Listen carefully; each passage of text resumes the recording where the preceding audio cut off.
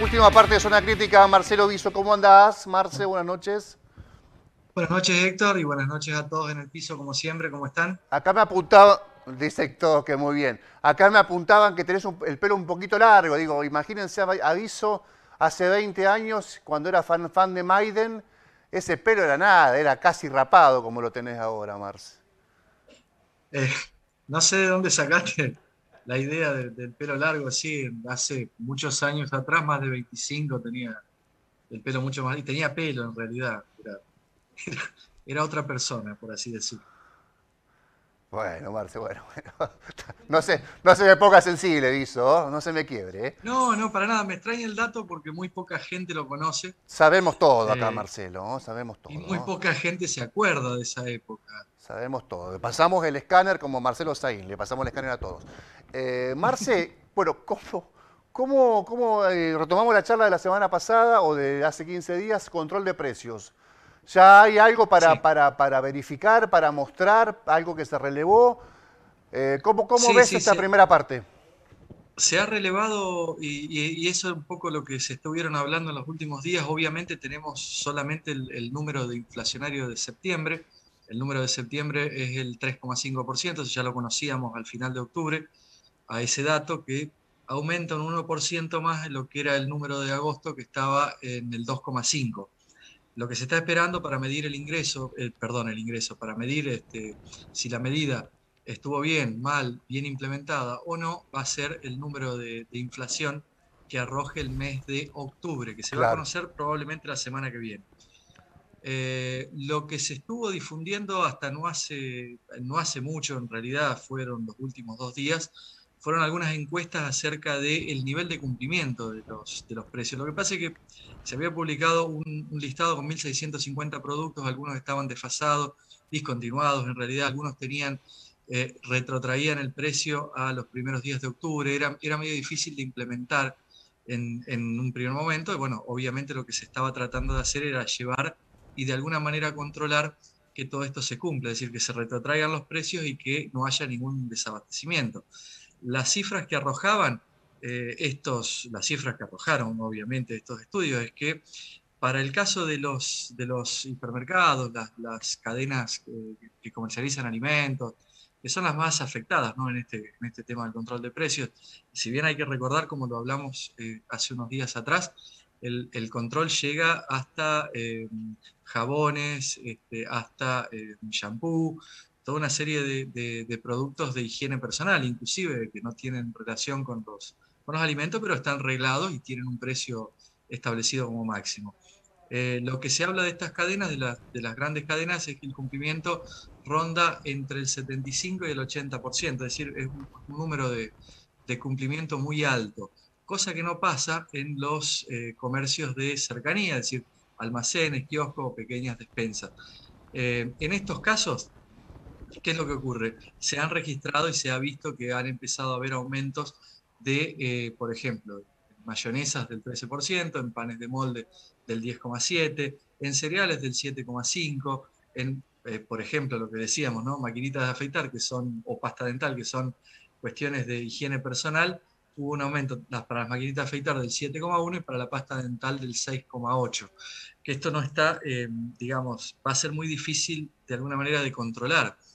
Si bien se está generando todo un aparato para lograr este tipo de medidas y para poner en práctica este tipo de medidas, esto va a llevar un tiempo para que se pueda obviamente visibilizar. Pero en resumidas cuentas, y bueno, te hablo un poco de lo que es grandes localidades y lo que es el interior. En el interior también se plantea un poco la misma dicotomía.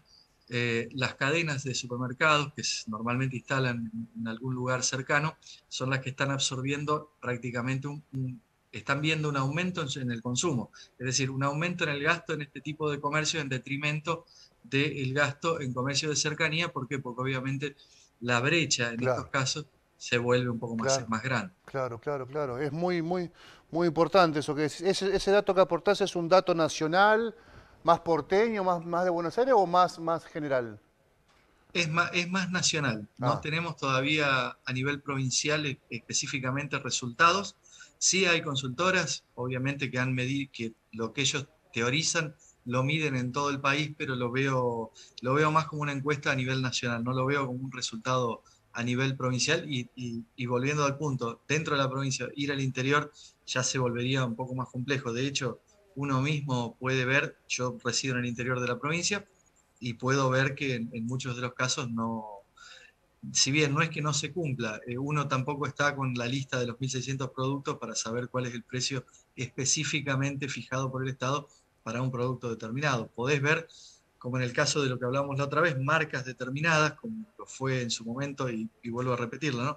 En la Serenísima para el dulce de leche repostero, obviamente todo el mundo se va a acordar porque es una marca reconocida y por ende va a tratar de buscar ese precio, verlo, pero hay infinidad de marcas que no son conocidas y que también tienen una distribución sectorial, es decir, tal vez no consigamos aquí en el interior de Santa Fe, pero sí son de más fácil consecución en el interior de Entre Ríos. Entonces, esto también juega un poco con esta medida que podemos ver o esto que nosotros podemos palpar puntualmente, cualquier persona de a pie, como te gusta decir a vos, puede tocarlo en un supermercado, ¿no? Puede verlo. Bueno, Marcela, nos quedamos sin tiempo. Te comprometo a esto, a ver si podés tomarlo para la próxima semana o para dentro de 15 días. Hay una ecuación de costos que al Estado, a los estados les indicaría que el producto, vamos a seguir con el dulce de leche, debería costar tanto, ¿no? Garantizando que la empresa gane, que siga generando ganancias, que siga manteniendo el empleo de sus laburantes y que siga invirtiendo en el país. Al mismo tiempo garantizando que eso en la góndola no sea inalcanzable para, volvemos a la misma presión, el hombre de a pie. Ahora, esto sucede en todos lados del mundo capitalista, algunos lo aplican con mayor o, mejor, o menor restricciones, con más o menos No, no, látigo, o es un fenómeno más no, no. argentino. Mira, había preparado porque pensé que tal vez teníamos un poquito más de tiempo un ejemplo muy simple. Uno de los mayores ejemplos del control de precios se plantea hace 1700 años, durante el gobierno de Diocleciano, un emperador romano en el año 301. Resumidas cuentas y para hacerlo corto porque te estás quedando sin tiempo, duró en 4 años, tuvo que abdicar. Hubo un 250% de elevación del precio de la moneda con relación al patrón de medida de aquel momento. Si querés lo amplío en otro momento. Ese es uno de los ejemplos más concretos. Ninguno, absolutamente en la historia, tanto argentina como en la historia del mundo, y estoy citando un ejemplo de hace 1700 años, ¿no? Ha traído los resultados a largo plazo que se implican. Esto es una medida de corto plazo, un shock, como en algún momento lo hablamos, para mantener en un determinado punto una determinada economía, para que lo que vos decís es que en algún momento el salario llegue a conseguir esa diferencia que hubo entre el año 2019 y 2020, donde la canasta básica era del 9% de incidencia en el 2020, en el 2019 y del 11% hoy.